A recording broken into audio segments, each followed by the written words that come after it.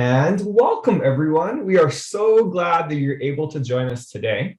This series is entitled Reimagining Mathematics Education. And we're really focusing on connecting math, community, and culture. We are just thrilled that you can find some time either to join us live today or watching the recording later on. This recording will be sent to you by email after this session, about a week after this session. Please know that you will not appear in the recording unless you're a presenter. This is the second of 4 sessions, and today we're focusing on Indigenous storywork and math education. And we are just delighted to have this focus, and I know that many of you are very excited about this session, as I've been hearing from you over the last couple of weeks.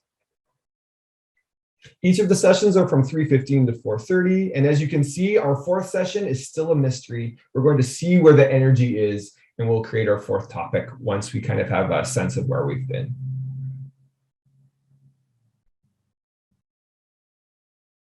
I would like to begin with a land acknowledgement. I live and I learn on the traditional, ancestral, unceded, and stolen territory of the Syilx Okanagan people as a settler guest. The Syilx Nation is to this day and every day forward the rightful caretaker of this territory. It's therefore my obligation to acknowledge, respect, and learn from the Syilx and their knowledge, language, and history, as well as from their ongoing relationship to the land and natural world. The Syilx have taken care of their homelands for thousands of years, and now that I call this place home, it's also my obligation to aspire towards better understanding of how to engage in respectful acts of decolonization, both personally and professionally. And I just have a few images here of the wonderful work I've been able to engage with knowledge keepers and elders from the Penticton Indian Band, members of the Syilx Nation. And over this fall, I've had a chance to be guided through picking mountain tea, off this beautiful, long, bumpy mountain road. I had a chance to learn about pictographs from a Syilx perspective and how that's connected to Vision Quest, perhaps career education from a Syilx perspective, and so lucky to be part of the Floodplain Reimagination Project, where the Syilx Nation has Indigenous scientists, and then we are working as Western scientists together with kids, Indigenous and non-Indigenous kids, to repatriate the area with Indigenous plants from a Syilx knowledge perspective. We welcome you all from wherever you are joining us from today, and we invite you as a decolonizing practice to say hello in the chat box, and if you know where you're joining us from, to locate yourself on Indigenous territory. There are a few partners in this project working together to make this opportunity happen. I'm so delighted, and you're going to meet Cynthia Nicol next. And so Dr. Nicol and I had a chance, we've been looking for opportunities to collaborate. And so this is one of the things we found, is a chance to offer something across the province featuring voices of BC educators and the work that they're doing. Cynthia works with the Indigenous Math Network and also the David Robitaille International STEM Education Network. Dr. Nicol is the Robitaille Professor of Mathematics and Science Education. Also, Dogwood 25, the BC Ministry of Education, is a generous partner in supporting us with funds for this series, as well as the Rural Education Advisory, which is a collective of rural superintendents from across the province, spotlighting, highlighting innovative, powerful work that's happening across the province. Thank you so much for joining us, and I'll pass the torch to Dr. Nicol. Thank you very much, Leyton, for the good beginning. I hope I can continue with that good beginning. My name is Cynthia Nicol, as Leyton introduced me, and I'm a member of the Department of Curriculum and Pedagogy at UBC in the Faculty of Education. And I also hold the professorship as a David Robitaille Professorship in Mathematics and Science Education. So it's my pleasure to help introduce this webinar series on reimagining mathematics education, connecting math, community, and culture. And this particular one is on Indigenous storywork within mathematics education. And I first want to acknowledge that I'm coming to you from the traditional territory of the Hunkaminam speaking people right here on the Fraser River. And you can see how the river is being used both for an industry and how the the ducks there are using it as well. At this point, the Fraser River splits between the North Arm and the South Arm before meeting again in the Pacific Ocean. And I think with the floods happening with our friends and family and colleagues in the Fraser Valley, who I think we're all concerned about and wondering about, I kind of feel very vulnerable in this place as well, but also how I have come to know it very well over these past 18 months during COVID, and how very much my own experiences and memory and place and story are deeply connected. And as a reminder of my own colonial history and responsibilities and obligations to these lands. So I'd like to invite you to introduce yourselves and the lands that you are currently on in the chat, and you can do that now while I'm introducing the rest of our team. So thank you for attending and coming from wherever you are. So we have today my colleagues I'm very honored to introduce, who have helped organize this session and will be sharing their views. We have Joy Fast from the Delta School District. We have Jen Whiffin from Coquitlam, Sandra Fox from Vancouver, Leanne Rodger from Haida Gwaii, Joanne Archibald from UBC, Joanna Yovanovich from Haida Gwaii, and Janice Novakowski from Richmond and UBC. So together we welcome you and kind of invite you on this journey with us to think about Indigenous story work within mathematics education. And we're going to focus around the stories and experiences of 4 teachers in BC who are working on trying to bring in Indigenous story work within math education. So thinking about stories and Indigenous stories in particular, there are many places that you can find stories. And these are some of the books that I've pulled off my shelf that are possibilities. And we'll revisit some of these a little bit later. But you can also find and think about stories in different places like art and beadwork and oral stories. And they can be in various places that we can find. And a Ojibwe author and storyteller, Richard Wagamese, reminds us that it all begins with story. So I want to introduce to you Joanna Yovanovich of Haida Gwaii to tell us a little bit about Kugann Jaad.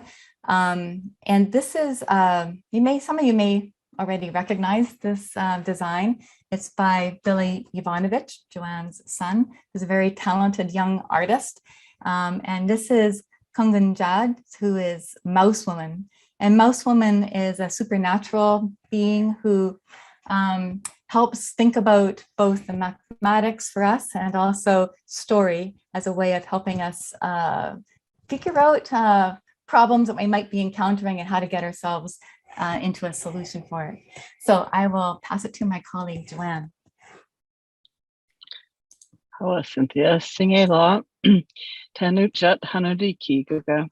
I'm honored to join you all today from my ancestral land of the Haida Nation. As Cynthia has mentioned, our network is guided by Kugann Jaad, Mouse Woman. Mouse Woman is considered a Haida helper, and she is considered to also be one of the wisest of all supernaturals. She believes that anything started should be finished. She has a goal of trying to make everything equal, brings order to the world. She's found, excuse me, in many pieces of our Haida art and work and our cultural tools that are created. She's in our lives. She's not often always in the forefront, but she's always around. This summer, my son, Billy, shown in this slide, who is an artist, had agreed to create some videos for us with our math work. And so I was asking him questions about math and art and how, as artists, they begin their work, but they begin their work from a point of creating a specific object, and they don't necessarily think about the math involved to create that piece. As you can see on the slide, he said, you know, art is who we are as a culture. It helps make us and defines who we are. The art is so connected to our stories, that is connected to our lives. So all those pieces are important pieces that we need to keep together. He said about was asking many questions and some math specific questions. And he said, you know, they don't think of it at the forefront, but realize that sneakily math makes its way into their work, into their creations, and it's hidden everywhere. And he had the analogy, it's like almost like Mouse Woman. She's always there. She's always helping. Sometimes you don't know why, but math, like Mouse Woman is always there. And when you go to it, it always helps you find a way to make things work out and balance things. So I wanted to share a little bit of that, and those thoughts are what help us with our math and the story work, and being able to have math, story, and culture all be equal and together. So I'm happy that we're exploring those possibilities today, and I hope you enjoy the other presentations today. So Hawa for listening. Hawa, Joanne. Okay, so we get to see where Muslim Kugann Jaad will take us this morning. So we, before we start, we're going to just do a quick little Menti survey, which I have here. And there will be a link that we can put in the, that can be put inside the chat. And someone could try to do that, please. Or you can just go to menti.com and type in this code 9706. And I wanted to not start with that slide. Man, I wanted to start with the previous slide. Sorry. I want to start with this one. So how do you bring Indigenous, or do you bring Indigenous stories into your classroom? So if you go to menti.com and type in the code, then you'll be able to enter your yes or no to this particular question. And we can just kind of see how we are as a group of, we have like over 60 people. We'll be able to get a sense of what people are thinking.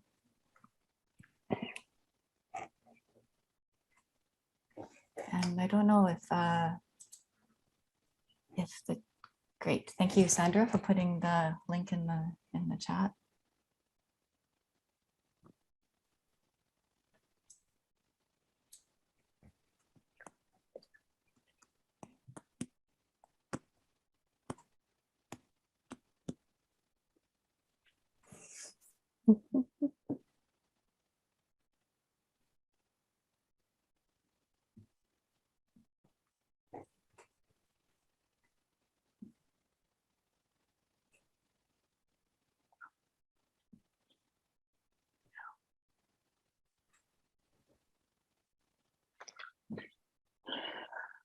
Okay, we have 15 responses to our survey. Everybody who has wanted to has entered something in to this particular slide. We have way more people than only 15 here. So, but maybe you would like to go to the next slide. And that's this one. How comfortable are you teaching math with Indigenous stories? Not comfortable, somewhat, or not yet, or very.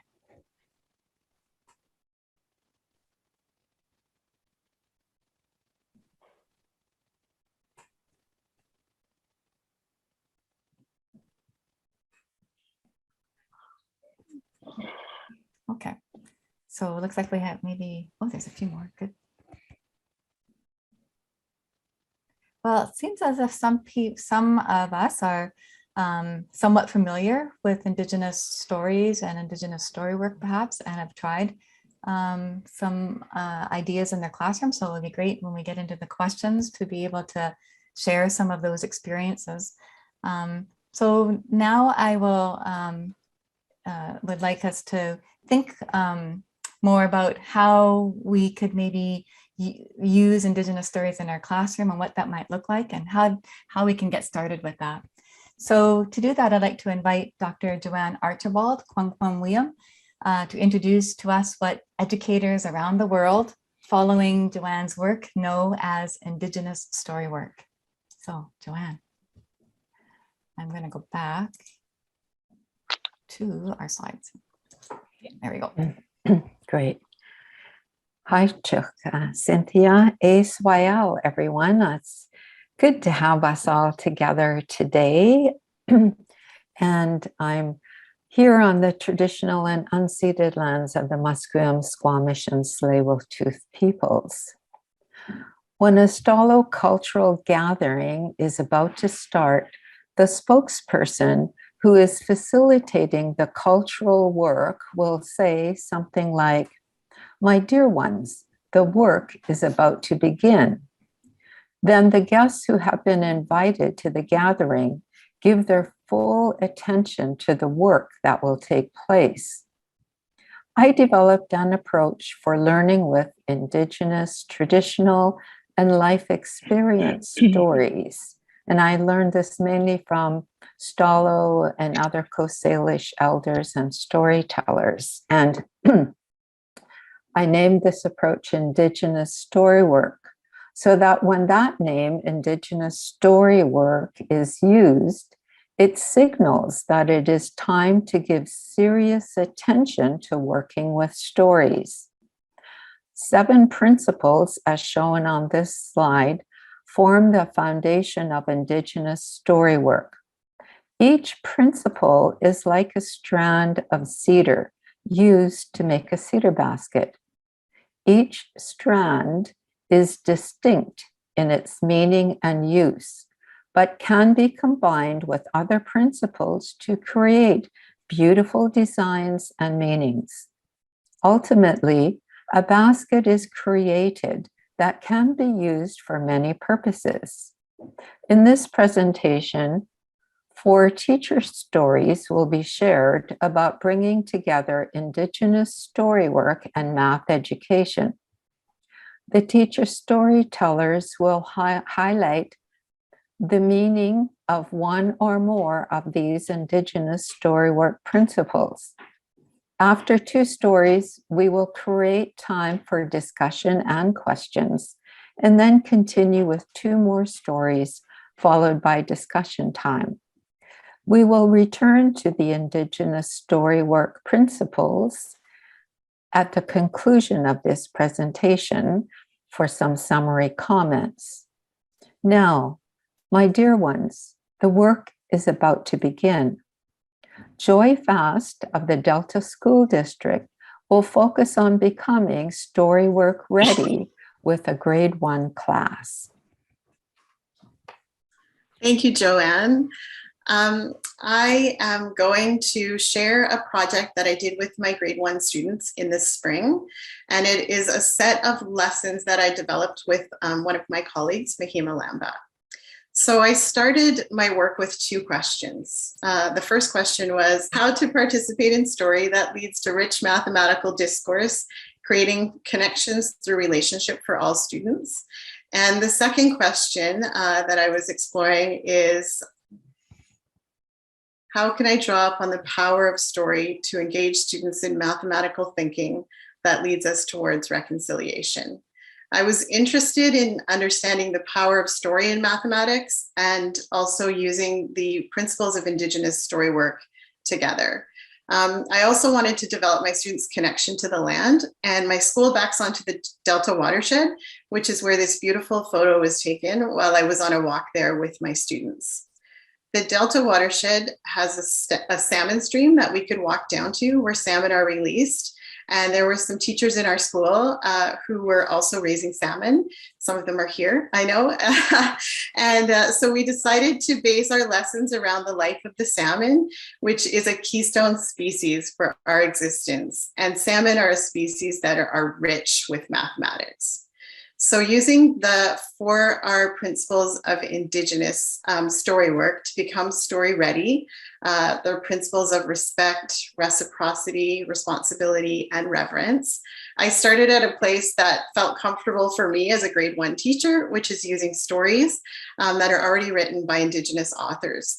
So doing the work of becoming story ready myself, I got to know the stories at a deeper level before sharing them with my students. I learned who the authors were, where they were from, and why the stories were important to that place. When I shared the stories with my students, I asked the question, where is the mathematics in this story? And the stories weren't necessarily what we would consider mathematical stories. We spent some time discussing this throughout the different stories we read. We asked questions such as, how do people change the number of salmon? What causes there to be more or less salmon? How do predators change the quantity of salmon? How do salmon change the quantity of other life in the forest? And as we were developing our lessons, we discovered on the Government of Canada Fisheries and Oceans website a mural by a Cree Dakel artist, Clayton Gauthier, called The Sacred Salmon Journey.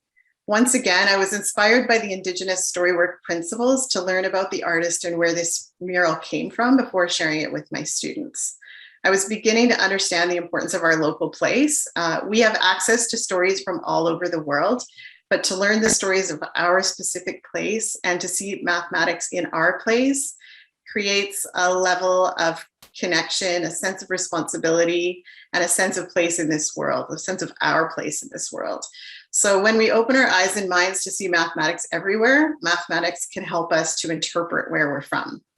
I used the mural as a story, and as a class, we looked at the many stories in the mural. We asked questions like, how does this art make you think about math? What is the mathematical relationship between the living things in the mural? And why do you think the artist chose those shapes? I then gave the students story boxes and asked them to create their own stories with mathematics in the story. The images of the animals on the screen are from the Cowichan Valley School District Indigenous Education Department. And we'll put a link to that in the chat because I know that's something people are always interested in after they see the image. But as students began to create their own stories using the story boxes, the productive struggle began. Some students got started right away and told long and amazing stories that had no mathematics in them. Some students told stories that had numbers and counting, but didn't go beyond that. And then there were some students who told stories that had depth and showed rich mathematical understanding. One example of that is a story where a student showcased many math concepts in her story. She was telling a story about 3 creatures eating salmon. She showed her understanding of patterning as each creature caught and ate a salmon. She showed her understanding of subtraction by taking away first 1 at a time, and then to speed things up, she took away 2 at a time. And she knew she wanted to have 1 left at the end. So she realized that 2 of the animals would have to share 1 salmon.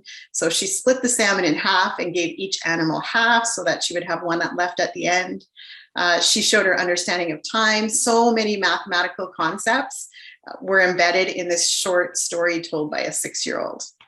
What I learned from this experience of allowing students the freedom to share their thinking through story was that allowing students to share their learning in this way opened up opportunities for them to show deep conceptual understanding that was not evident in typical mathematical assessment activities.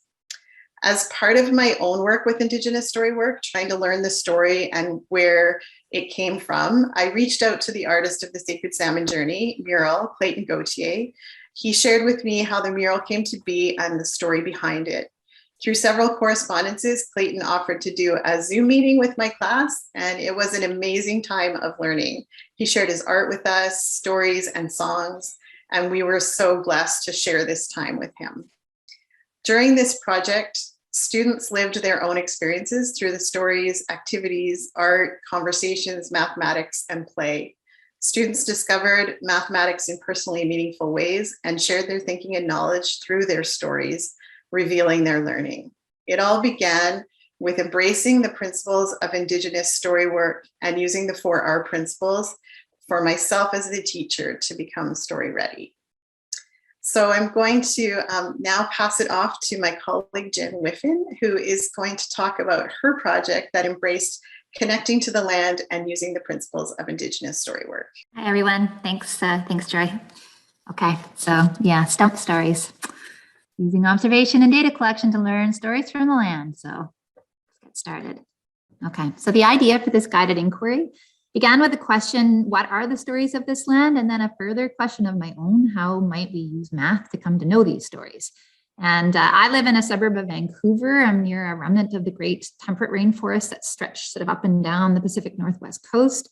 And the forest where I walk is second growth, but it's filled with evidence of the forest that came before. So particularly massive old stumps. And when I look at the stumps, I see notches and cuts made by the loggers such a long time ago. And I imagine trees they once were, and think of what it must have been like to see these trees cut down one after the other and milled for shingles like the ones we see here covering Burrard Inlet at the turn of the century. And this is in my home, near my hometown of Port Moody. So the destruction of the forest must have been a stunning and disorienting blow to the Indigenous people who relied on them, not just as a primary resource for their communities, but also as a critical part of their identity. And in this photo, we see the village of the Coquitlam people surrounded by a clear cut, the waters of their river dammed, and the Sockeye Run destroyed after pleading with the Crown not to do it. It must have felt at that time like the world was coming to an end. And when my mind grasped the relationship between stumps and Indigenous people, I realized a crucial truth. The story of what happened to Indigenous people is really held in the land itself. So, and these stumps know the impact of colonialism. They're not dead and buried. They hold the stories of what happened and they are waiting to tell them. They are like the elders.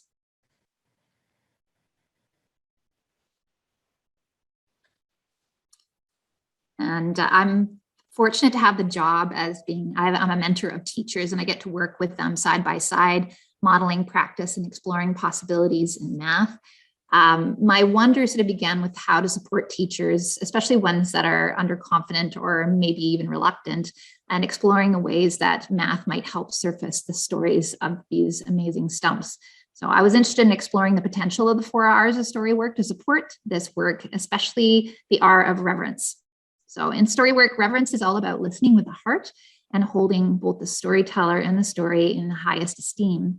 Now, this reverential connection is developed through trust, kinship, and deep knowledge of responsibilities. So the question that I tried to answer is, how can I help students and teachers hold the stumps in the highest esteem? And my answer was to use film to encourage imaginative engagement. This was particularly helpful during the pandemic when I could not access schools. I used film to introduce students to the stumps as storytellers. Now, if I were to have led this inquiry as a classroom teacher on my own, I would have drawn upon my own understanding of applied mathematics and local history and science and culture to guide the students. And this knowledge of mine allows me to perceive the roots of the idea, as it were. But to support others in such an inquiry, it became clear that I needed to provide them with a means to perceive the important ideas below the surface so that they might guide students too. So resources like the ones you see here, like this guide to old stumps, I hope would help teachers have a better idea of what to look for. I didn't want to give them, just simply give the ideas away. I wanted them to be aware of them so they might nudge students in possible directions. And I also created a bunch of scaffolded lessons to ease them into the process, since many would not try it without the safety of a scaffold. And you're probably wondering how you might listen to stumps. So when the storytellers don't have a voice, you need to use other senses to know the stories. So some things like touch and sight and smell. And this means that to become Storywork ready in this case, students need to know their responsibilities as observers. So just like Joy found in her work on salmon stories, becoming Storywork ready is one of the most important components of helping students get the most from their experience. If students enter the forest in an unfocused and noisy way, they won't be in the right state of mind to make careful observations. It's helpful that they know how to enter the forest quietly, to observe gently, and to approach the stumps with respect. The first time I had teachers try this, many who didn't take the time to get their student story ready found that not all of their students made careful observations. And as a result, they didn't gain as much from the experience. So you need to be a good observer to notice patterns and to see the stories emerge. And really, this is where Mouse Woman sneaks in, as it were, right? The stories emerge from a lot from data collection. So the stumps have all kinds of scars on them from the impact of logging, things like burn marks and notches and cuts. And the stumps themselves also support a lot of life. I encourage teachers to not tell students what to look for. Instead, they could give them opportunity to count those features and look for patterns and let them wonder about what they mean. I created lessons and a video for helping teachers and students make sense of their observations by graphing and mapping and discussing. And I also, next slide, I felt that measuring was a good way as well to help students learn the stories of stumps. Things like estimating circumference can help students appreciate who these amazing trees had been. And even estimating distances between them gives them a picture of what the original forest was. I thought it would be helpful to teach children how to use their bodies to measure, since we always carry our bodies with us into the forest, but not often a measuring tape. So this meant another video and another set of scaffolded lessons for this purpose, plus extensions for converting body measurements into metric estimates. And this lovely quote by Robin Kimmerer sums up much of what I hoped to help teachers and students experience with this project. And it was a hope that by paying attention, that really it was a form of reciprocity with the living world. For many teachers, it was the first time they had ever experienced such a thing, which is a real plus. But many let me know that the resources, although they were helpful, they felt they weren't really certain if they had done it correctly. They wanted more support in the project. So I'm still working to make the process more manageable and personal for teachers. My Indigenous education colleagues and I, and Joy Fast and I actually are zooming in on becoming Storywork ready for observation in the outdoors. And particularly we're working on a project around water, creating prompts and routines that help teachers come to know the process more intimately. And I also continue to work on reverence as a part of that readiness. I believe that holding nature in the highest esteem is really key for careful observation and to really caring enough to wonder and have empathy for the residents of our amazing forests. Thank you. So I will facilitate this session, this part of the presentation, to invite all who have joined us to ask a question or comment. We'll have just a few minutes for this, but if you could either put your question or comment in the chat, or let us know in some way that you have a question to ask. And while we're doing that, you see that we have this beaded image, and drawing from what Joy and Jen, kind of open-ended, thinking, where's the mathematics in this lovely piece of work? So we might think of that too. So open for questions, comments.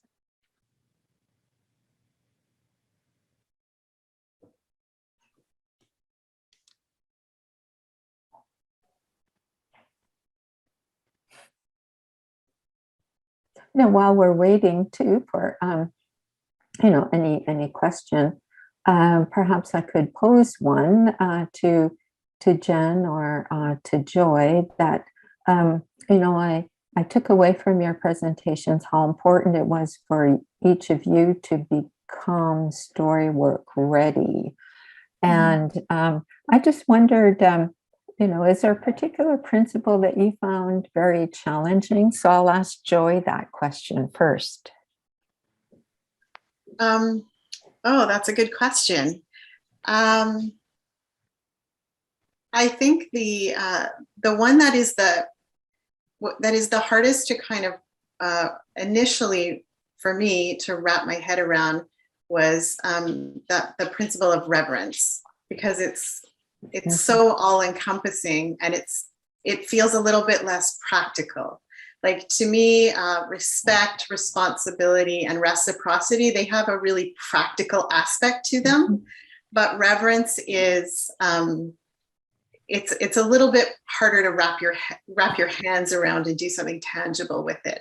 But I think what I've come to discover from again, some of the things that Jen was talking about with her stump stories, and some work we've been doing around noticing water, is that when you start to understand what it means to approach something with reverence, then you start to see how that exists everywhere in the world. And it's about opening yourself up to viewing and experiencing things that way, taking the time to see them from a different lens, rather than just with the example of water. I mean, right now there's so much going on in our world with water, but instead of just walking by it unnoticed, to really recognize where that water has been, what it's done. So that's the one I would say if I had to pick one.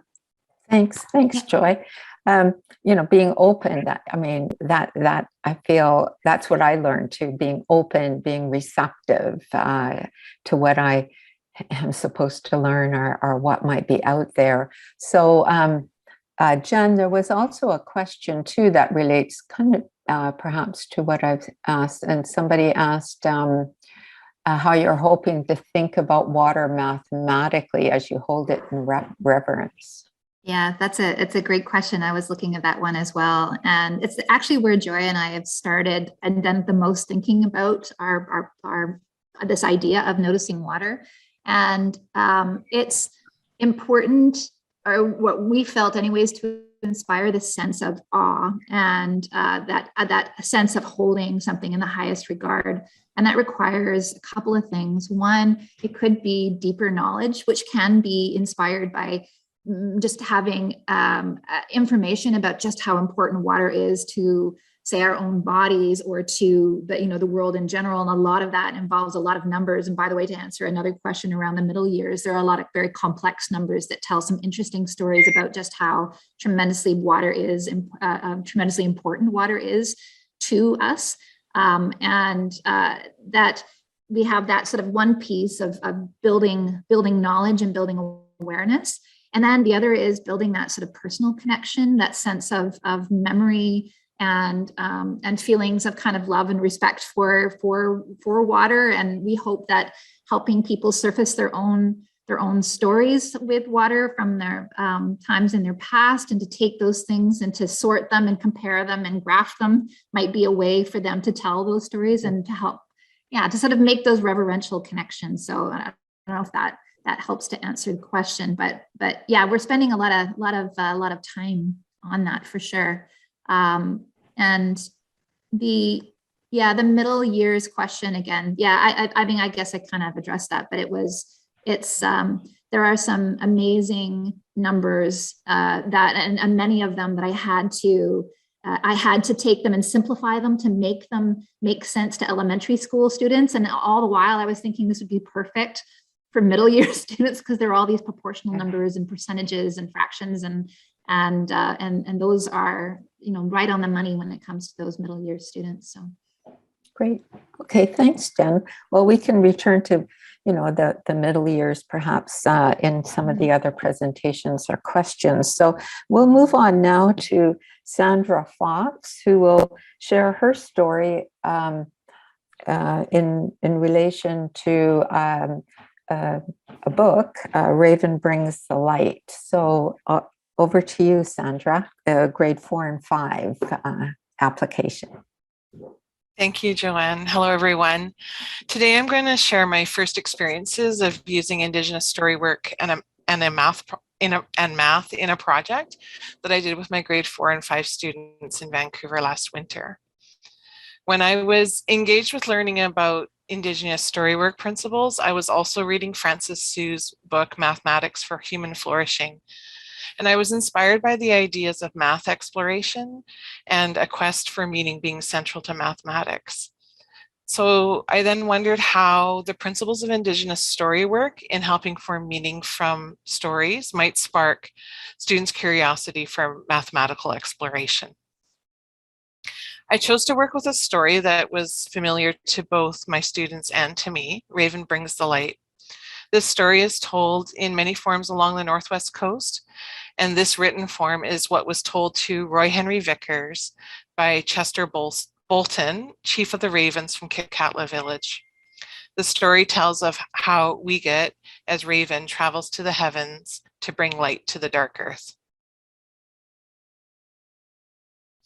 Joy has presented on how she became story ready herself using the principles of Indigenous storywork, and I had a similar experience. Additionally, I wanted to work with my students to help them become story ready. This involved in giving lots of time in preparation before listening to the story. Some of the features of this preparation included connecting to place, using Google Earth to visit the areas Raven flies over on the way to the heavens, and learning about Roy Henry Vickers as the storyteller. I also introduced the students to the idea of listening with 3 ears, 2 on your head and the 1 in your heart, as a respectful way to engage with Indigenous stories. When I gave this final teaching, some of the students gave an audible as an exhale, and the whole group settled into near stillness, and we were ready for the story. When I started planning to use Indigenous storywork principles and stories with math, I was really determined to address something related to fractions and Raven Brings the Light. However, as I worked with the Indigenous storywork principles to become story ready myself, I came to understand that reverence to place was important. I realized we could explore how the gift of light is experienced differently in communities in British Columbia. So I chose towns and villages and areas that Raven flies over in the story, and showed the students sunrise and sunset times on the solstices. We engaged in a what do you notice and what do you wonder discussion. And displayed here are some of the wonders. I asked the students which of the questions might be answered with mathematics, and as a group, we chose to explore how much daylight each community had on the solstices. As the students worked, I really witnessed them working as math explorers. They'd only had a little experience with elapsed time, and I didn't do any review. I saw them developing their own strategies and then teaching each other. One student proudly told me that they made their friend's brain hurt, which is a really good thing in our classroom culture. They were so engaged in making sense of the information that even though I had said they could just figure out the daylight hours for the communities that most interested them, when one student asked, "Should I do them all?" a chorus of yeses rang across the room. I felt the story and the expectation of listening and engaging respectfully gave the students a context and a motivation to explore the math. I spent time considering the principle of reciprocity for this project, and specifically a teaching from Dr. Archibald that when you've learned from a story, you have a responsibility to share that learning with others so that the knowledge from the story is sustained. The students' work about daylight was scribbled all over their charts and scrap pieces of paper, so I led them in a discussion about how we could put the information in a format that could be shared with others. This wasn't an easy task. However, we came up with a small list, and in the end, all students chose to create either a single or double bar graph to display their learning so it could be understood by others. I saw my students naturally engaging in reciprocity when they wrote to their families on a Friday during the project and described their learning. I felt this was an example of extending their sharing of knowledge outside our classroom community. We also discussed the proposed plan in BC to stay on daylight savings time year-round and the effects that would have on the areas that are in the story and on our local community. Students formed opinions about this proposed change. And with the principle of reciprocity in mind, we talked about how we could share our ideas about this in connection with Raven Brings the Light. All students wrote a letter to the local member of the Legislative Assembly. I can see how this student was using her knowledge to express concern for community and to ask for an improved situation, similar to Raven making the world a better place by bringing light to it. One final opportunity for learning from Raven Brings the Light was during our student-led conferences. I required the students to share their graphs and letters with their families to teach what they learned. This is a comment from one of the parents voicing a wish for her child to continue learning and exploring the world, specifying the interconnectedness between math, literature, and social studies. For me, respectfully working with stories through Indigenous Storywork principles helped me bring context and meaning to math exploration and help the students listen and work respectfully with the story's teachings. This project was my first endeavor in using Indigenous stories with math supported by the Storywork principles, and I was helped by generous classmates, colleagues, and teachers. My work has only just begun. I continue to deepen my understanding of the Indigenous Storywork principles to support a respectful and responsible use of story that also includes a sense of reverence and reciprocity. So now, moving from joy, finding story in a mural, Jen's work with story in the land, and how I use story in written form, I'm going to pass things on to Leanne to share her work with the supernatural Wasco, which is a story that lives in community in Haida, Gwaii.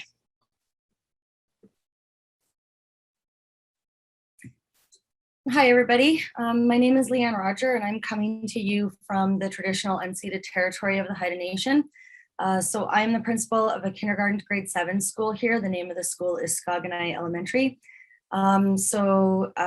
Initially, I was invited to be a part of this project by Joanne, and Cynthia, and I wanted to introduce our school very briefly with this particular photo. So this photo is of what we call the strongman, and it was carved by a local artist when the school was originally built. The school opened in 1999. So this was carved for our school. And if you ever come to our school, I'll show you it face to face. So the strongman is located in an area of our school where the 3 wings of the school come together, and his job is to support the entire school. And I wanted to include this photo because it sort of speaks to interrelatedness and interconnectedness, which then ties into my project as well. So originally when I was approached to do this project, I was really excited because I don't have a classroom of my own. Being the principal, I don't have a full-time classroom. And I do have a great group of colleagues here at the school. And so I went and I asked the grade 3-4 teacher last year, it was a grade 3-4 class, and I asked her if I could visit her class at least once a week to work on this math project with Wasco. So Wasco is a local supernatural being. And you can see here in the photo that Joanna Yovanovich took. This is a wooden carving of Wasco, and in English we would say sea wolf. So the legend, the myth, the supernatural story goes that there are Wascos living in a place that we now call Spirit Lake, and Spirit Lake is quite a well-traveled walking trail. I'm sure in this photo here you can see the trailhead and everything that goes along with a well-used trail. And so if you walk up Spirit Lake, at the top is Spirit Lake. And the story goes that the Wascos lived around Spirit Lake, and when they needed to eat, they would dig themselves tunnels under the ground, go down the hill, come out at the inlet, eat, go back up. So that's why the Spirit Lake trailhead has this amazing carving of what the Wasco would look like. So initially, I went into the grade 3-4 classroom, and I asked the kids what they already knew about Wascos. And I had taught grade 3 and 4 myself a number of years ago, and had known a little bit about kind of what kids knew about Wasco. And so I asked the grade 3s and 4s last year if they could tell me what they already knew about Wasco, or what their families knew, or what the stories were that they had heard. And interestingly, we did quite a bit of work around this. So we started this project with the interrelatedness between the school and the community and their homes and their parents and their relatives and anybody who might have any information that could be shared about Wasco. So kids went home, talked to their families about Wascos, came back, and then the next week we started to talk more about Wascos and get into the math part of it. So at first, I had thought that we would do a math project around elevation gain because of the fact that to get to Spirit Lake is a bit of an elevation gain, and and the Wascos were coming down the hill to get to the inlet. And so I was like, okay, we're going to do this thing on elevation gain. And I had gone around and around and around with ideas about it quite a lot. And Joanne and Cynthia were very patient in letting me sort of work through this. So, okay, we're going to do the elevation gain. So then I get into the classroom and we're talking more and more about Wascos. And one of the kids just says, I wonder how you would trap a Wasco. Like, I wonder what you would do. Like if a Wasco was trying to get you or you wanted to trap a Wasco, I wonder how you would do that. And just in that minute, I was like, I'm abandoning this elevation gain project because so many of the kids right away were like, well, you would do this and you would do that. And the trap would have to be this big and you'd need something heavy. And so like right away, I could just see that we were going to change tactics very, very quickly because there was just so much investment instantly in how you would trap a Wasco. So we did some brainstorming around that and we came up with the facts that we were going to, if we were trapping a Wasco, it had to be with items and resources that are on Haida Gwaii. So yes, you can use a tree to help trap your Wasco. It needs to be a spruce tree or an alder tree. It's not going to be an oak tree. And if you're going to entice something into your Wasco trap, it would need to be foods that are readily available on Haida Gwaii.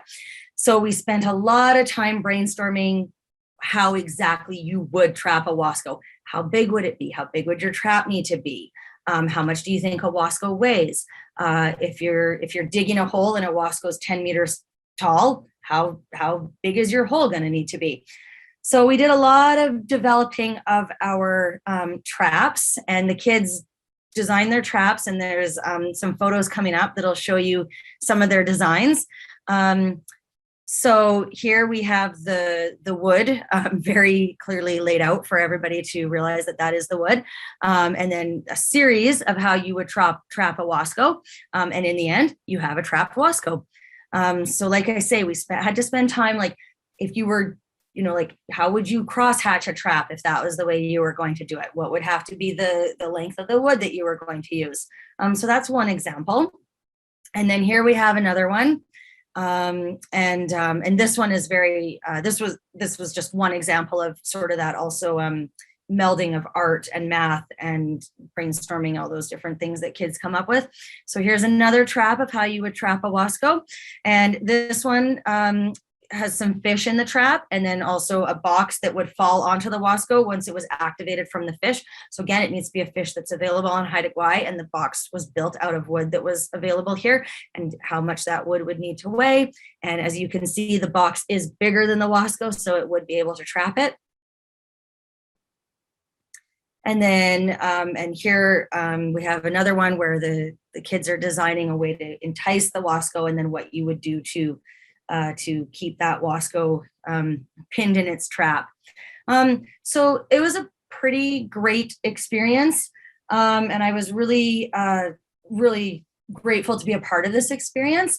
I'm also very fortunate in that I'm going to be able to continue this Wasco project with the same teacher, different kids, but we do have some plans for some things that we're going to do with Wascos for this year as well. Really the biggest thing that I took away from this is how integral and important it is for kids to see their own community reflected in the work that they're doing around math, and for kids to really see their ideas being validated in a mathematical way, and knowing that their ideas are very valuable, and that they're able to just connect all of those pieces, the story that their grandparents told them, the walk around Spirit Lake, the project that we're doing in class, and just how all of those things are interrelated and interconnected was probably one of the biggest things that I took away from this project. So on that note, I will turn it over to Janice. So thank you very much. Thank you to Leanne and Sandra for sharing your pedagogical inquiry into story work and mathematics.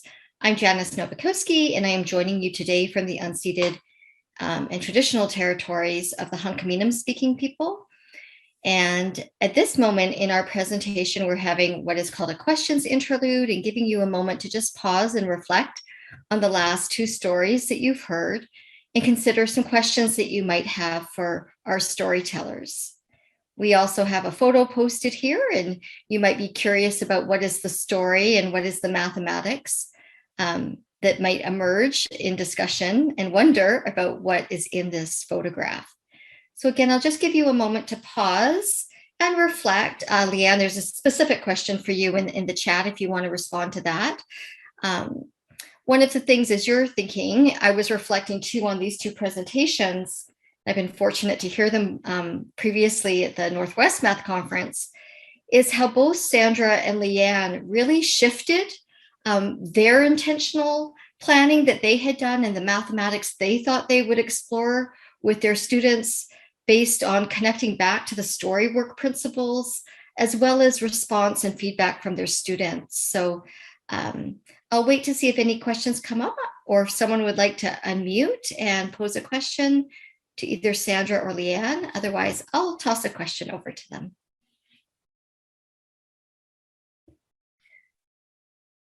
If you want, Janice, I can answer the one that's in the chat.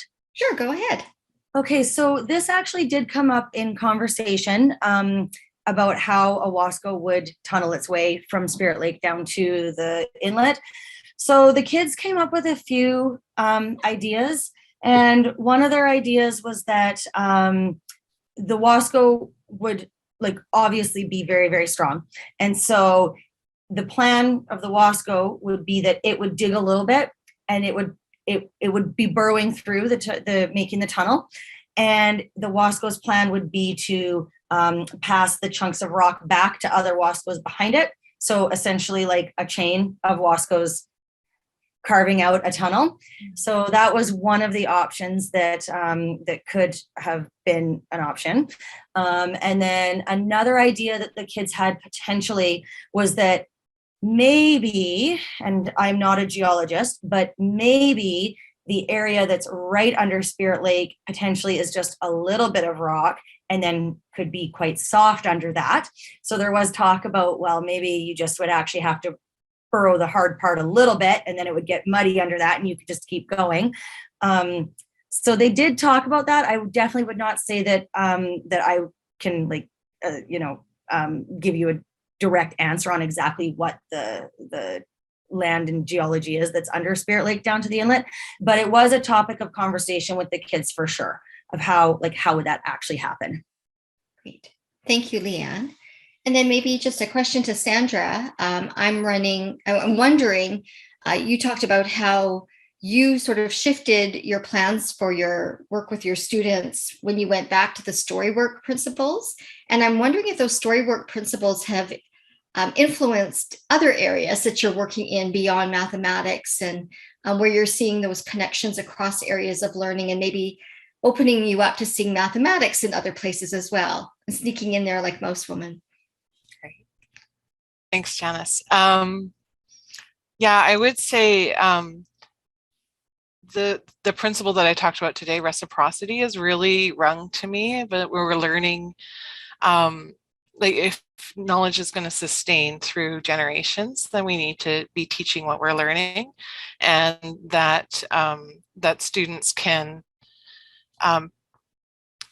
they're teachers. They can teach each other. They can teach their adults, their caregivers, and I think that's what really came across in the student-led conferences in the end. So not just with that, but just really having that opportunity, shifting the practice of student-led conferences to showing products, to teaching our families and our caregivers about what we've been learning so that they're part of the learning process. And then I also work as a district curriculum support teacher, and I'm sort of, and while I'm working on my master's degree, and I'm just finding that I do need to, like, when I learn something and I learn a teaching in any way, that I don't need to wait to process it too deeply before I start having conversations and teaching it to others, because then that reciprocal relationship does develop where my learning influences theirs, and their learning comes back to me.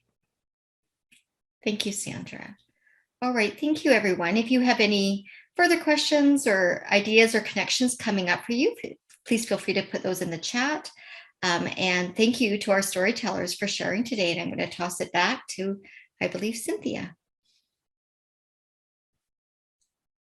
Thank you, Janice. I think we're going to circle back to thinking about the Storywork principles. And Joanne, you'd like to say a few words about the principles more holistically? Sure. Yes, lovely. Raise my hands and thanks and respect to our 4 teacher storytellers for sharing, what you've learned, what you've experienced, some insights, some questions that you've had. And this presentation focused a fair amount on those 4 R's to help us think about becoming Storywork ready, to being open to learning from, with Indigenous, traditional, and life experience stories. And there other principles were also mentioned, the interrelatedness that Leanne talked about. And I think if we were looking at all of these, by having the student engagement in place on the land, being involved, with their bodies, and thinking and acting, writing a letter, to the MLA, etc., and then sharing with their families. All of that's very holistic because it addresses heart, mind, body, and spirit, and also relates to the connections that are there amongst oneself, family, community, the school, the broader society. So we have a little introduction, and with that, we hope that this sharing creates some synergy for those of you who have joined us today to perhaps spark an idea that you might be able to adapt and use from the presentations, or to think, if you want to know more about the Storywork principles, the Indigenous Storywork website, indigenousstorywork.com. I've added some videos and other resources, for those who want to really engage in this area in more depth. So we gave you, a little taste of these different principles, and that you could see not only the teachers, but the students are engaging in these principles and really working, giving their full attention to stories and learning mathematics, education, and skills at the same time. So, Cynthia, I'll turn it back to you now. Great. Thanks, Joanne. So we want to just wrap up by inviting you to join us in thinking about threading Indigenous storywork within math education. Some of the questions and kind of ideas that we've been playing with and trying to think more about are questions around: where do stories live? Where are places that we can think about Indigenous stories? And we'll have some examples for you in a second in another slide. Thinking about stories and their relationship to local place, like what are the stories around my place and where I live, and how can I learn about those stories?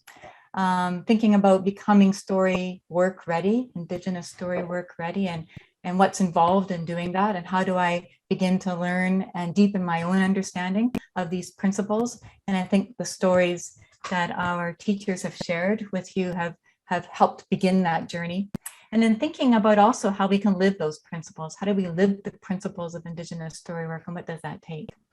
And then another point is around thinking about that across all grade levels. And often we think of stories as something to be shared at a younger age level, but we all like a good story. And we all know about how just coming together around in a circle, around the table, around the fire, outside walking, wherever we are, we love a good story. So a story doesn't need to be age defining. It can be, across all levels. We just need to figure out what is the appropriate story and the story that's going to spark that curiosity.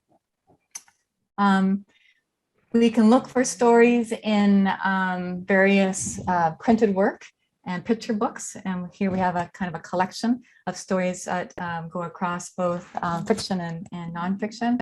And here are more picture book stories that are also possibilities, all written by Indigenous authors. And you can find many of these books at what's it called? Iron Dog Books, which is an Indigenous owned bookstore. And Joanne, you had you found another name of an Indigenous owned bookstore do you remember the name of that? Yeah, it was Massey Books in Vancouver. Massey Books, great, thank you. So those are two places that you could go to find this beyond searching online and Amazon. And then if you'd like to continue your reading with Indigenous authors in thinking more about Indigenous Storywork, for example, and others of helping us think more about the Truth and Reconciliation, the Indian Act, and Indigenomics. These are all examples of works that are done that could help give you more insight into that.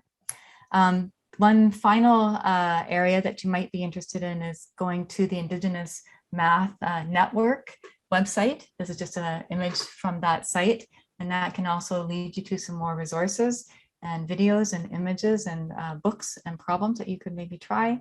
And then finally, kind of thinking more about circling back to Kugann Jaad and thinking about how stories are part of all of us and how we live by story. And Richard Ojibwe, author Richard Ojibwe, says that all that we are is story. From the moment we are born to the time we continue on our spirit journey, we are all involved in the creation of the story of our time here. It's what we arrive with, and it's what we leave behind. Isn't that a beautiful way to think about wrapping up our session together? So we want to thank you very much. And oops, I wanted to go back to let you see. Give a big hawa to everybody. And here's a list of all of our participants and teachers and their contact information. And I don't know, I think we're kind of close to our ending time, but if you have a question that you would like us to consider, you could probably put it in the chat, or I guess we will. Oh, I have one more, sorry. I have one more slide. Where did that slide go? Okay, sorry, it's coming right here. Oh boy. It's back one. Here, I want to invite you to attend our next webinar series. We have already had the series on place and land and mathematics, and that was held November 3rd. You can visit the site located on this page or use the QR code to get you there. And there's a recording of that webinar. And today we've had Indigenous Storywork. In January, we will have teaching math for social and ecological justice. And we'll have one more session in March, perhaps around a culturally responsive mathematics assessment. We're still figuring out the title of that one, but it could be in that particular area. If you have a thought about what you would like us to focus on, you can always put that in the chat as well. So until then, I want to thank each of you for joining us. I want to thank each of our contributors for sharing your stories and making this day an even richer day for me. It's kind of pulled all the threads together. I felt when I started my threads or my head threads were all over the place, but now I feel like they're kind of coming together a little bit more with the sharing of our work. So thank you very much, everybody. Thanks to everyone for joining us. And we look forward to seeing you at session 3. There's also an excellent webinar from last week, also on the Edith Lando website, where you can find the video from today. where Sarah Florence Davidson talks about protocols for working with Indigenous story. So what a beautiful complementary piece these two sessions were. Thank you all for joining us. Have a great night.